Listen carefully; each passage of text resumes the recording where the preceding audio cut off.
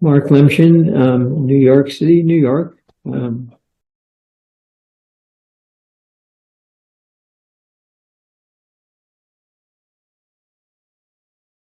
that was an interesting question. I like that. So I came up with a lot of things, practice management systems. Well, when we started practicing, there were no computers, right? And then we got our first computers, and um, and we had our first computer treatment card in 1982, which was way early. In fact, only one company made them, and when we switched over to OrthoTrack, the deal was they had to make us a treatment card. And I think it changes. It puts a third party in the practice, the computer. I like, I was like the story. We had a difficult patient one day, and the mother comes in. Why isn't he done? What's taking so long? And I, knowing better, but doing the wrong thing anyway, I said in the middle of an afternoon, well, he doesn't brush his teeth, he doesn't keep his appointments, he breaks his brackets, and he doesn't wear elastics. And she said, that's not true.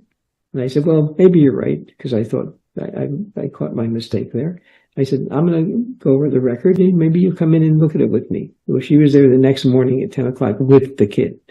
And I'd taken the treatment card, printed it out, highlighted the missed appointments, broken brackets. I said, oh, no, I looked at the chart, and this is what I found. And the little boy said, that's not true. And the mother said, you be quiet, the computer doesn't lie.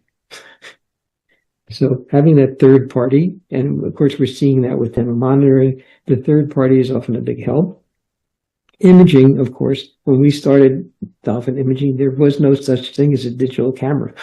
We had to use a video camera and grab a frame. And people said, you'll never replace slides. Never replace slides. And of course, we know the rest is history with that. Lingual brackets, my experience with that was a phenomenal experience helping to develop them with Ormco. That taught us a lot. We're now very involved with robotics. We love that. But if the one thing that's always interesting about orthodontics is the three-dimensional factors. And so the cone beam scans, being able to see things in 3 dimensions is amazing, and in a way that patients can understand it. If you have a patient where the mother's a set designer or something, she thinks in 3 dimensions, but most people don't. So I think that's been a great advance for us to be able to explain things and show things in general. And of course, scanners. So we started using a scanner from SureSmile, which was the first scanner really available. We used to have to paint the teeth white, and it would take an hour. And we actually did the first 9 scans that were made into aligners, working with Invisalign. And out of those 9 scans, they liked 6 of them better than the impressions. We did both.